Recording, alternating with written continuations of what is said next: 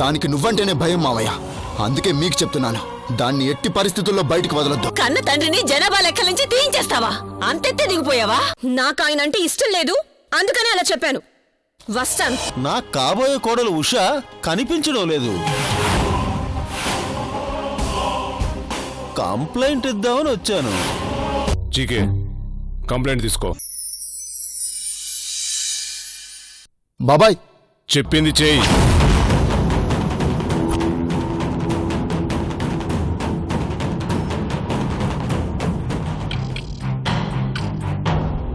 వస్తాను మిత్రమా. తొందరలోని హెచ్ఆర్సీ నుంచి నోటీస్ వస్తుంది. సమాధానం చెప్పుకోవడానికి రెడీగా ఉండు. వస్తానండి.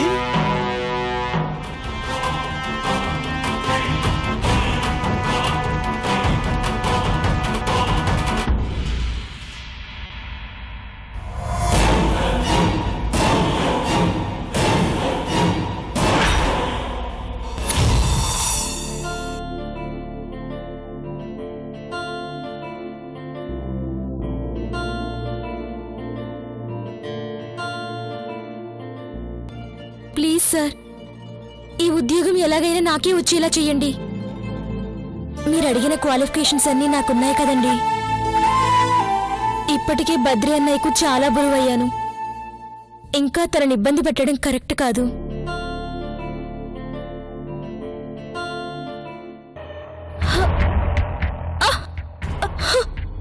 నేను మళ్ళీ ఫోన్ చేస్తాను.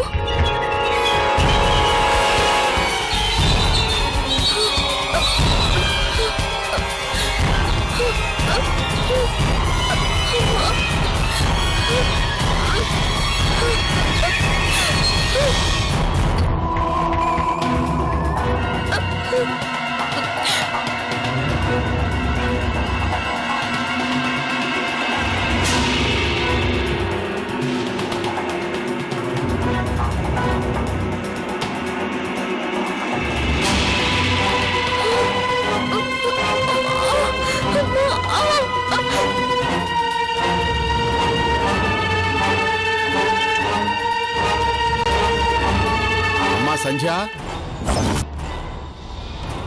సంధ్య, వస్తున్నాను తాతయ్య. కడుపులో నొప్పి వస్తుంది. తాతయ్యకి తెలియకుండా హాస్పిటల్కి వెళ్ళాలి.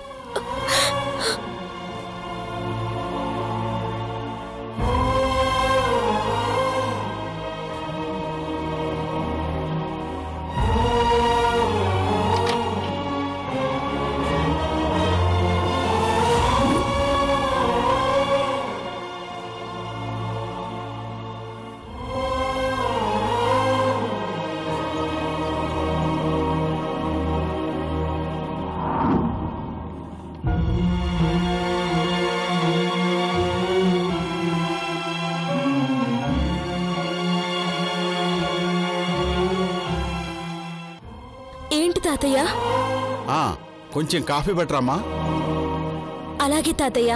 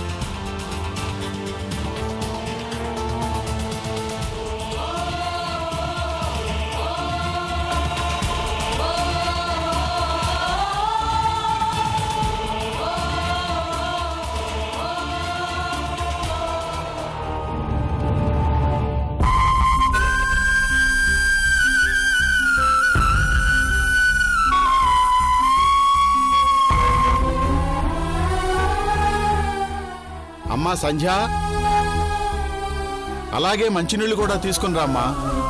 టాబ్లెట్ వేసుకుంటాను. అలాగే తాతయ్య.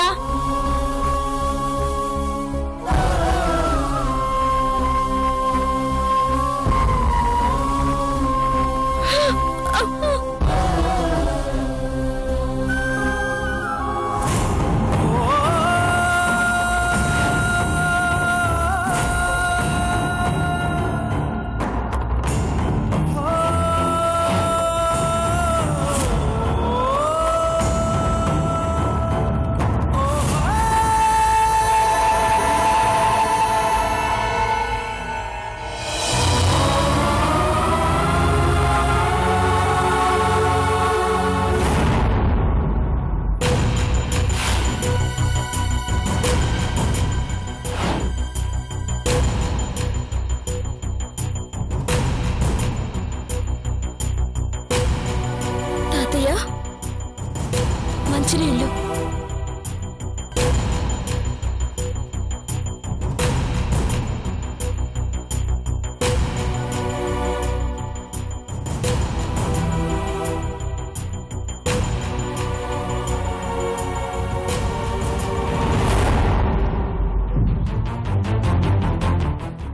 సంధ్య, అమ్మా సంధ్య. లోపల కాఫీ పెడుతోంది, నువ్వు కూర్చో. అమ్మా సంధ్య, బద్రి కూడా వచ్చాడు, మరో కప్పు కూడా కాఫీ కలుపు తల్లి. అలాగే తాతయ్య.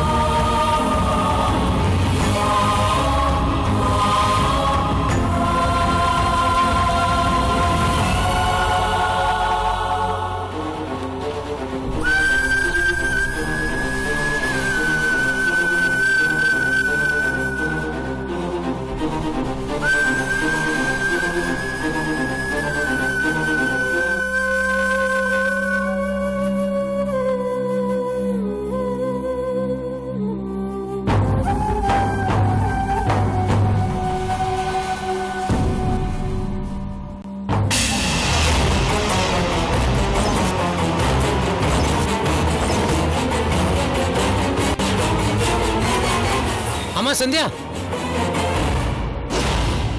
అమ్మా సంధ్య, ఏమైందమ్మా సంధ్య?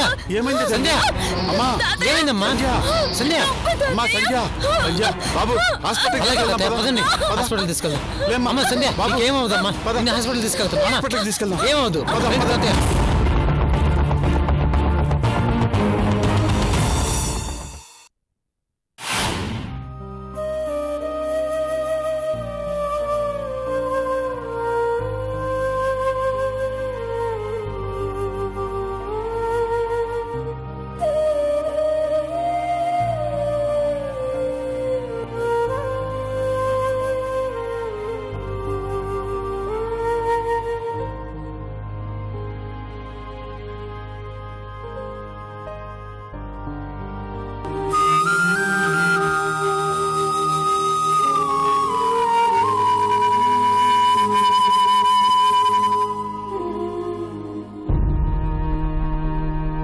కూర్చో.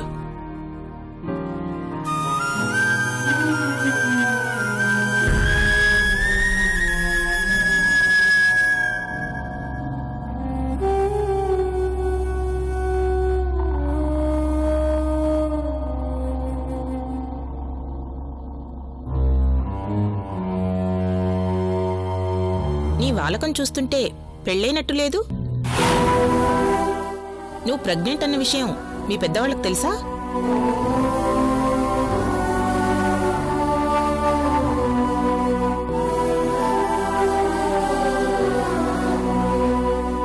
పోనీ అది తెలిస్తే వాళ్ళు ఎలా రియాక్ట్ అవుతారో అదైనా తెలుసా? చచ్చిపోతారు మేడం.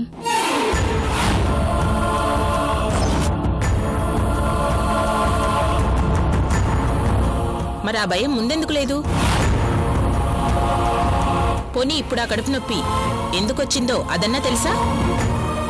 తెలీదు. నీ కడుపులో పెరుగుతున్న పిండం వల్లే ఇలా అప్పుడప్పుడు వస్తూ ఉంటుంది. మరీ ఎక్కువైతే అబార్షన్ అవుతుంది.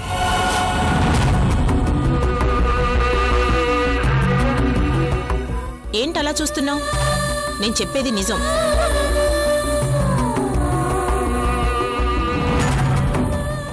అయినా నీకు కావాల్సింది కూడా అదే కదా? లేదు డాక్టర్, నాకు కావాల్సింది అబార్షన్ కాదు. మరి నేను బిడ్డని కంటాను డాక్టర్.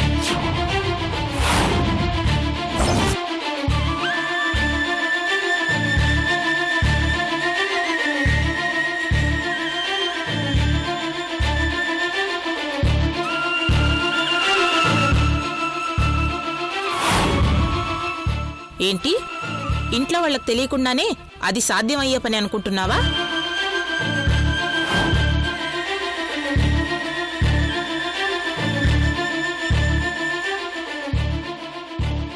పరీక్ష తప్పితే ఇంట్లో తెలియకుండా మేనేజ్ చేయొచ్చు, కానీ నెల తప్పితే అది నువ్వనుకున్నంత ఈజీ కాదు. నెలలు నిండే కొద్దీ బండారం మొత్తం బయటపడుతుంది. తెలుసు డాక్టర్. అంటే తెలిసే ఈ నిజం వాళ్ళ దగ్గర దాచావా? నీ ధైర్యం ఏమిటో నాకర్థం కావటం లేదు.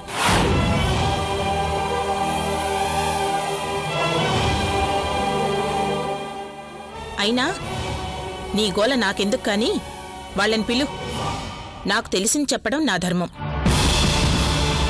పిలు.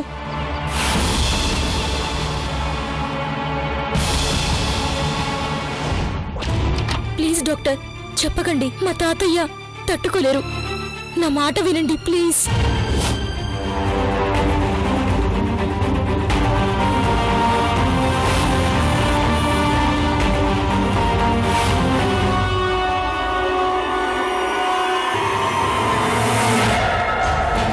రండి, మిమ్మల్నే పిలవమంటున్నాను, మీరే వచ్చారు.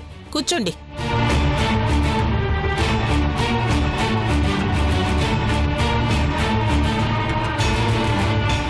ఏమైందమ్మా నా మనవరాలికి? ఏం ప్రమాదం జరగలేదు కదా? జరగకూడందే జరిగింది.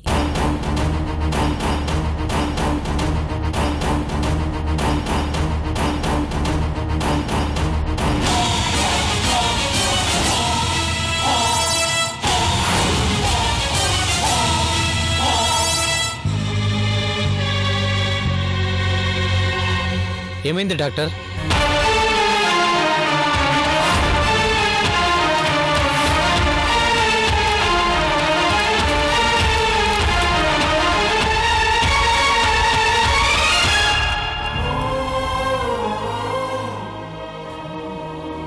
చెప్పండి డాక్టర్ గారు, ఏమైంది చెప్పండి.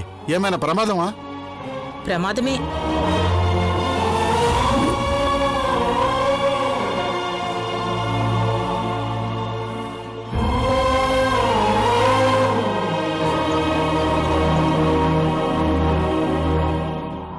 మీరు నిర్లక్ష్యం చేస్తే అది ఇంకా ప్రమాదానికి దారితీస్తుంది.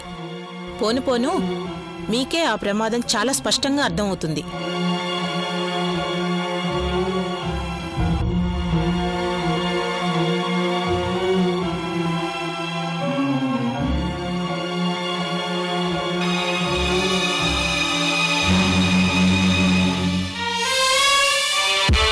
అసలేం జరిగింది డాక్టర్? చెప్తాను.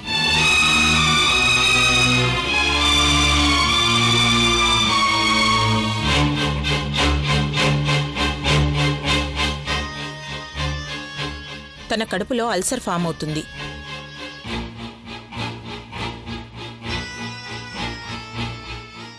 మీరు వేళ్లకి తన్ని కడుపు నిండా తినేలా చూసుకోవాలి. మంచి బలమైన ఆహారం ఇవ్వాలి. ఎప్పుడూ కడుపు ఖాళీగా ఉండకూడదు. ఒక రకంగా చెప్పాలంటే కడుపుతో ఉన్నప్పుడు ఎలా చూసుకుంటారో అలా చూసుకోవాలి.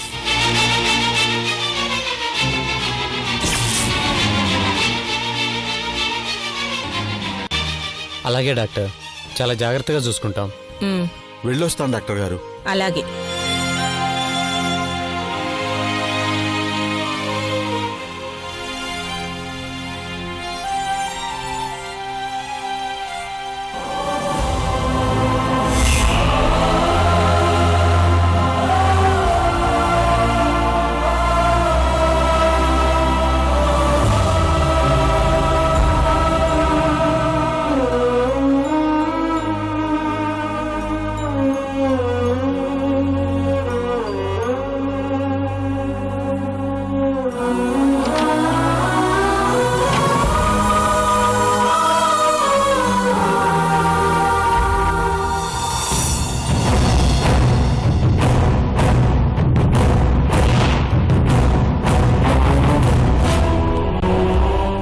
హ్యూమన్ రైట్స్ కమిషన్ లో కూడా ఓ కాపీ పడేసి వచ్చాను, చూడండి.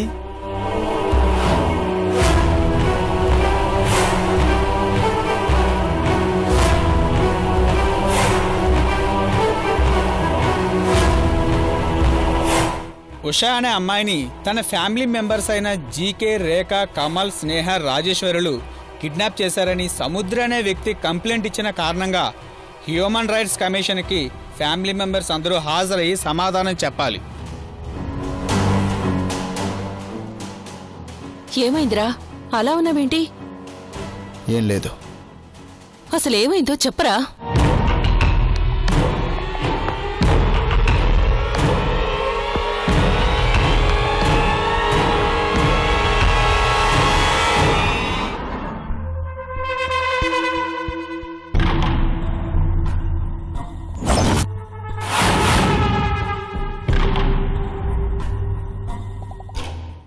ఏమిట్రా ఇది? ఏం లేదులే అమ్మా, వదిలే. వదిలేయడమేంటి? నోటీస్ వస్తే ఏం లేదంటావేంటి? నోటీస్ ఏంటమ్మా? హ్యూమన్ రైట్స్ కమిషన్ నుంచి నోటీస్ ఇచ్చారు. 48 అవర్స్ లోపు ఎక్స్ప్లెనేషన్ ఇవ్వమంటున్నారు. ఏం చేశావు?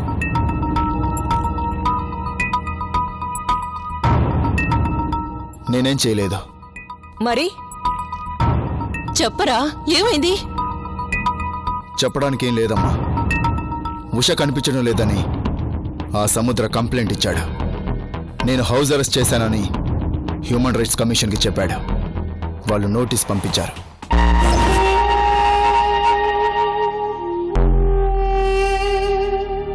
అంటే ఉషన్ నువ్వే దాచావా?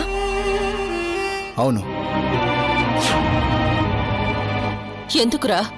అలా చేయకపోయింటే ఈ పాటికి రాఘవ చేత తాళి కట్టించుకొని ఉండేది.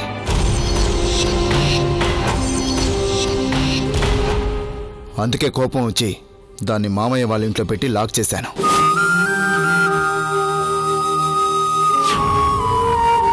దానికి ఆ సముద్ర ఇదంతా ప్లే చేస్తున్నాడు.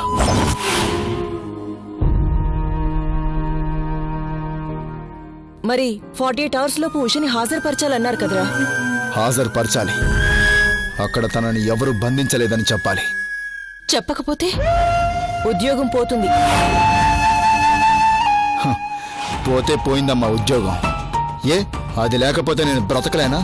మధ్యలోనే వచ్చింది, మధ్యలోనే పోతుంది. కాకపోతే నా బాధంతా ఒక్కటే. అక్కడికి వెళ్ళి ఉష నిలబడాలి. నిన్ను, మామయ్యని, అందరినీ పిలిపిస్తారు. వినయ్ తాత ఎప్పుడూ ఓ మాట అంటుండేవారు, రేయ్ చీకే, మనకు ఆస్తుల కంటే పరువు చాలా ముఖ్యంరా అనేవారు. ఆ పరువు పోతుంది. అదే నాకు చాలా బాధగా ఉంది.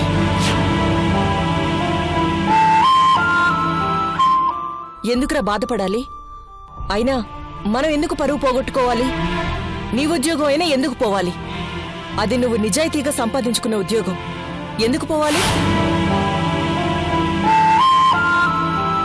కానీ ఉష వచ్చి అక్కడ నిజం చెప్పాలి కదమ్మా. చెప్తుంది. ఎందుకు చెప్పదు?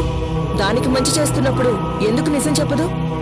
వీడు అడ్డుపడకపోతే దాని జీవితం ఏమైపోయేది? మనలాగే అది కూడా ఆలోచిస్తే కనుక్కోడానికి ఏముందమ్మా? దాని బతులాడితే అస్సలు మాట విందు. వదిలేయమ్మా, ఏం కాదు. నేను వదలనురా. నువ్వు మాట్లాడకపోయినా నేను మాట్లాడతాను. రా వెళ్దాం. రమ్మన్నానా? రా.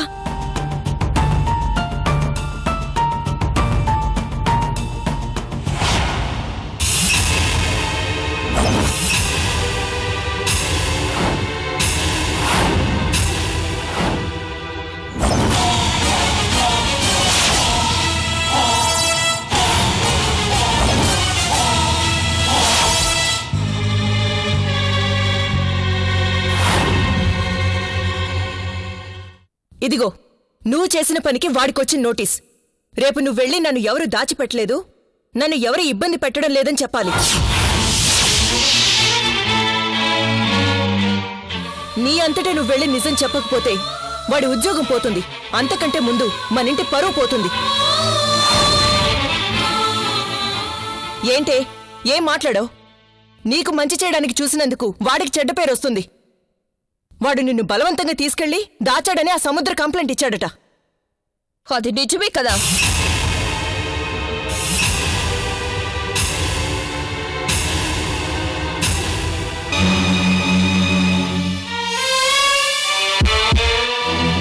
ఉషా, ఏంటే ఆ మాటలు?